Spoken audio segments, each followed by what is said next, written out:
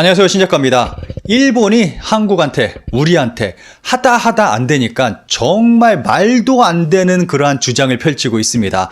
재밌는 것은 전 세계적으로 아무도 인정을 안 해주는데 일본 내에서만 정말 열폭을 하면서 그러한 주장을 펼치고 있습니다. 심지어는 서울대가 일본 거라고 주장하고 있습니다.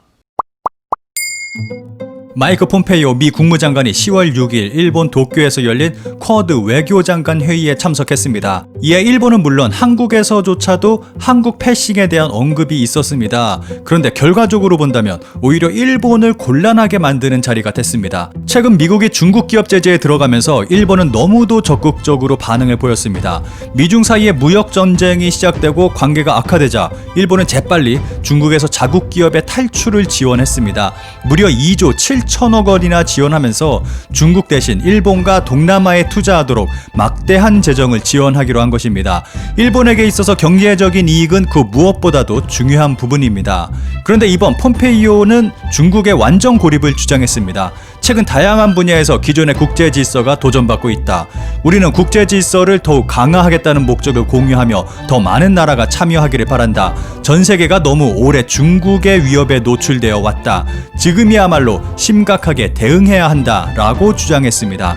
이어서 중국의 해양 군사력 과시, 홍콩 보안법 제정, 신장 위구르적 인권 탄압 등을 거론하면서 이것은 미국 대 중국의 갈등이 아니라 자유와 폭정 가운데 어느 쪽을 선택하는가의 문제라고 언급했습니다. 다음 세대가 국제 질서의 통제를 받게 될 것인지 아니면 중국처럼 위압적인 전체주의 국가의 통제를 받게 될 것인지에 관한 것이라고 강조했습니다. 그런데 너무 강력하게 중국 타도를 외치는 미국 측의 발언이 일본에게 부담이 되는 것이 사실입니다. 스가 요시히데 총리는 최근 취임하면서 미일 동맹을 기반으로 하되 중국, 러시아와 안정적인 관계를 구축하겠다고 밝혔습니다. 그리고 자민당 총재 토론회 과정에서도 아시아판 나토 구상에 대해서 반중 포위망이 될 수밖에 없다. 전략적으로 옳지 않다고 말해 크게 논란이 되기도 했습니다. 미국은 중국에 맞서기 위한 연대를 요구하고 있는데 중국에 대한 무역 의존도가 절대적으로 높은 일본은 굉장히 난감한 상황에 처한 것입니다.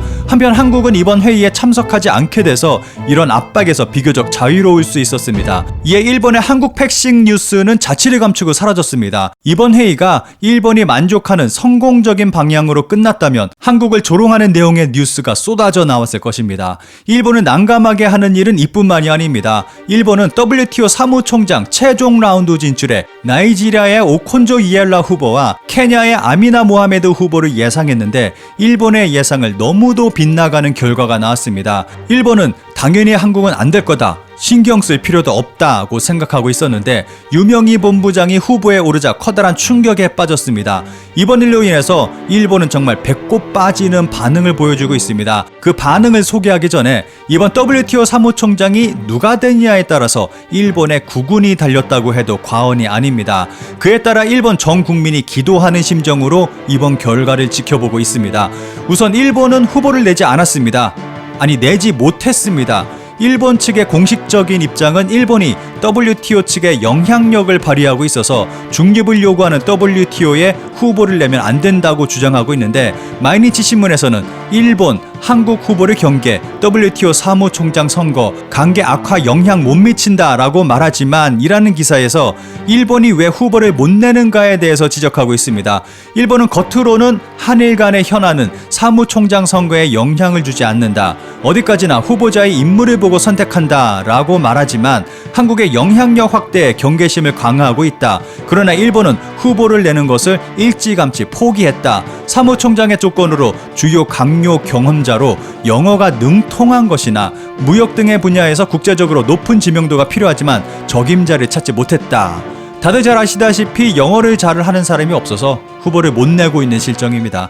그러면서 일본은 공개적으로 한국 후보를 지지하지 않겠다고 발표했습니다. 그런데 여기서 일본은 정말 배꼽을 잡게 하는 딜레마에 빠지게 됩니다. 한국은 무슨 일이 있어도 지지해서는 안 되는 존재고, 그렇다고 중국이 적극 지지하고 있는 친중파인 오콘조 이엘라 후보가 당선될 경우 중국의 영향력이 커질 가능이 있어서 일본 정부는 고민에 빠져 있습니다. 산케이 신문은 이와 관련해서 다음과 같이 지적하고 있습니다. 일본 정부는 일본인 후보나 일본이 추천하는 유력 후보를 옹립하지 못하고 유 씨가 유럽을 중심으로 지지를 모은 것을 알아채지 못했다. 유 씨가 WTO 수장이 되면 아시아에서 일본의 힘 부족이 세계에 드러날 수 있다. 만약 일본이 한국이 싫다는 이유로 아프리카 후보를 지지하게 되면 미국이 보고만 있지 않을 겁니다.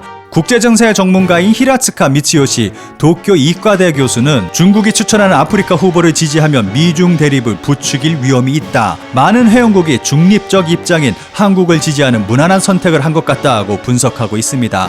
이번 코로나 사태로 인해서 중국이 지지하는 사람이 얼마나 위험한지를 전 세계가 알게 됐습니다. 게다가 미국은 이번에 타도 중국을 외치면서 일본을 방문하기까지 했는데 이런 분위기 속에서 맘 편하게 중국이 적극 지지하는 후보를 선택하기란 쉽지 않을 것입니다.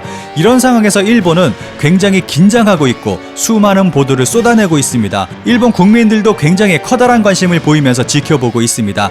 이에 대한 일본의 댓글 딱 3개만 살펴보겠습니다. 댓글마다 달린 좋아요 수가 엄청납니다. 어쨌든 일본은 한국 후보가 선임되는 것을 최선을 다해 막아야 한다. 다른 나라를 교섭해서 나이지리아 후보를 당선시키는데 전력을 다해야 한다. 일본이 한국을 선임하면 항쟁 중인 사안에 대해 모조리 일본이 불리한 판결을 내린다. 국익을 지키기 위해서라도 절대 저지를. 나이지리아 후보를 응원합시다. 화이트 국가 기억하세요. 한국은 수출 부정을 3년 넘게 방치하다가 거꾸로 WTO에 일본을 제소한 나라입니다. 적이 밀 리가 없습니다. 공정 중립 개념이 없는 나라 사람이 국제기구의 사무국장이 되면 세계무역이 어떻게 될지는 불보듯 뻔하다. 한국의 후보자는 이 후보한 때부터 자국의 이익 유도가 목적이라고 언급하고 있다. 이런 사람이 WTO의 사무국장이 되는 것은 반드시 막아야 한다. 굉장히 열정적으로 한국 반대의 목소리가 일본 전국에서 울리고 있습니다. 그러면서 일본은 최근 서울의 땅까지 일본 땅이라고 억지 주장을 하고 있습니다. 대법원과 문정권의 주장이라면 한국 최대의 번화가 일본 반환은 필연, 노제펜으로 팔이 날리는 명동은 일본이 건설.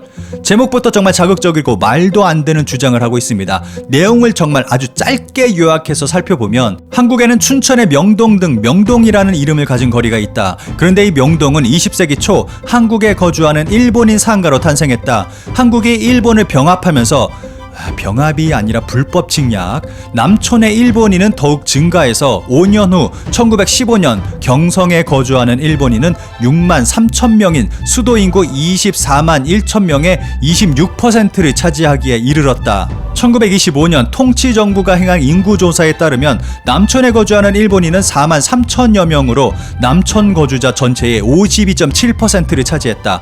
그러니까 당시 한국에 넘어와서 살고 있는 일본인이 오지게 많았다는 걸 굉장히 강조하고 있습니다. 그러면서 세워진 것이 조선은행, 조선호텔, 반도호텔, 미츠코시 백화점이다. 이러한 인프라 시설로 인해서 한국은 발전할 수 있었다는 내용을 펼치고 있습니다. 그러니까 명동에 있는 옛날 건물은 우리가 다 지은 거야 라면서 밑장 깔기를 하는 내용을 구구절절 하고 있습니다. 마지막에는 한국의 대법원은 일본 기업 자산을 매각하겠다면서 개인 청구권은 소멸하지 않았다고 주장하는데, 그렇다면 명동에 세워진 건물들과 토지는 일본인의 것이며 지금까지 사용한 대금을 상환해야 한다고 주장하고 있습니다. 이 기사에 달린 가장 황당하면서 좋아요가 가장 많이 달린 댓글 딱 하나만 살펴보겠습니다. 한국의 최고 학부 서울대는 당시 제국대학으로 일본이 만들었다. 오사카 대학보다 시기가 빠르다. 친일대학이므로 일본에 반환해야 합니다. 혹은 졸업생을 체포하거나. 현재 일본이 유리한 쪽으로 흘러가는 일은 단 하나도 없어 보입니다. 다음 달 한국의 WTO 사무총장이 탄생하게 된다면 일본의 마지막 발악을 보게 될지도 모르겠습니다. 거기에 이번 독일 소녀 상권도 좋은 결과가 나오면 일본은 없다 실현될 수 있습니다.